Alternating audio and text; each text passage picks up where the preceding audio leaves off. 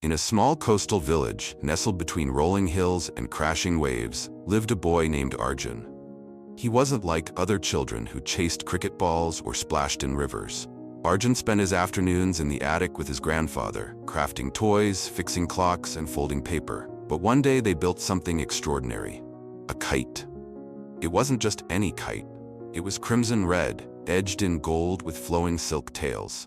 They carved its frame from bamboo, tied it with care, and decorated it with ancient symbols his grandfather remembered from his youth. Arjun adored it.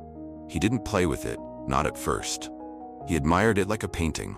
He would whisper stories to it at night, imagining how it would look dancing across the sky. He named it Asha, meaning hope. His grandfather smiled and said, "Kites are like dreams. They're not made to be kept on the shelf." But Arjun wasn't ready. He feared losing it. And so, Asha sat quietly by his bedside, waiting for the wind to call her home. Weeks passed, and spring arrived with winds that howled over the cliffs. The village sky became a playground of color: blues, oranges, silvers, as children ran up the hills with their kites. Arjun watched them from afar. His grandfather nudged him gently. "Today's the day." Clutching Asha, Arjun climbed to the cliff's edge. His heart pounded. The wind roared like a beast eager to test him. He unspooled the thread slowly, lifted the kite, and ran. But nothing happened. He tried again and again. Still, the kite barely lifted. It twisted, tilted, then slapped the earth like a broken bird. "Why isn't it flying?" he cried out. He adjusted the tails, tightened the knots, changed the angle. But every effort failed. The other children's kites soared while his dragged behind like a burden. Frustration tightened his fists. He felt betrayed. He had built this kite with love. Why wouldn't it obey him? He walked back home, silent and defeated. Behind him, Asha's tail dragged in the dirt, collecting dust instead of wind. That evening, Arjun sat under the banyan tree beside his grandfather, who watched the sunset with calm eyes. The old man handed Arjun a cup of warm milk and asked, "Why so quiet, little hawk?" Arjun's voice cracked. "It didn't fly. I tried everything. I held it as high as I could. I ran faster than anyone." The old man nodded slowly. "And how tightly did you hold the string?" Arjun blinked. "Tight. Really tight. I didn't want to lose it." A long silence followed. Then his grandfather said, "Sometimes the more you hold on, the heavier things become." Arjun didn't understand. "But if I don't hold on, it'll fly away forever." The old man chuckled gently. "Maybe that's the point."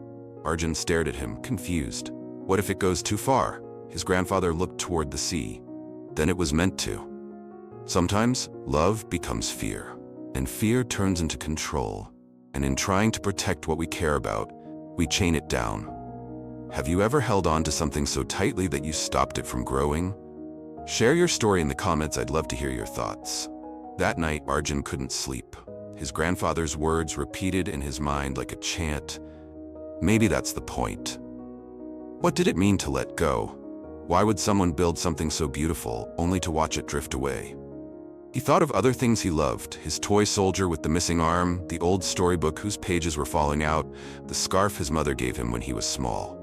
Everything he loved, he kept close, protected, safe, untouched. But maybe untouched also meant unused, unlived.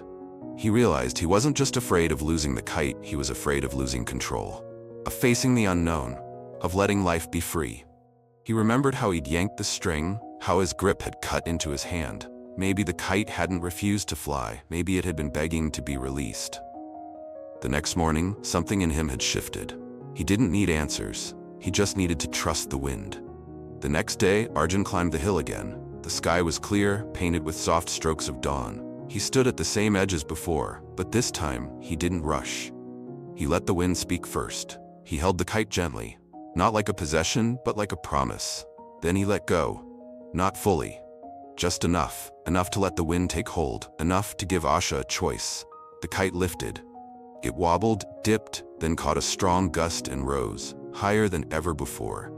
Arjun laughed through his tears. Not out of victory, but out of awe. In that moment, he realized something powerful. Letting go doesn't mean giving up. It means allowing what you love to rise beyond your fear. The wind tugged, and he gave more string. The higher it climbed, the lighter his heart became.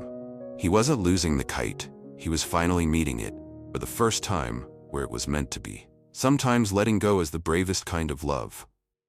Arjun stood still, watching Asha dance against the clouds. The thread was still in his hand, but it no longer felt like a leash. It felt like a connection, a conversation between the ground and the sky. He realized that control had never been about squeezing tightly. It had always been about balance, a push, a pull, a rhythm, a trust. The kite soared freely, but it was still tethered, not by fear, not by force, but by gentle guidance. Arjun smiled. He didn't need to chase the sky. He only needed to let the sky come to him. That day, something changed in Arjun. He stopped clinging to things, not just his kite, but his expectations, his worries, his desire to control every outcome. He learned to release, to trust, to allow. Who or what in your life needs to be released to grow? Share your reflections in the comments. Your story might help someone else find courage too. Years passed, but Arjun never forgot that morning. Whenever life became heavy, with failure, fear, or grief, he would return to the cliffs and watch the sky. He would close his eyes and remember the boy, the kite, and the lesson. Let go, not to lose, but to set free. If this story touched your heart, leave a comment below. What did the kite represent for you? And if you want more stories that help you grow, reflect, and heal, there's more to come. And maybe the next story will be the wind your soul needs.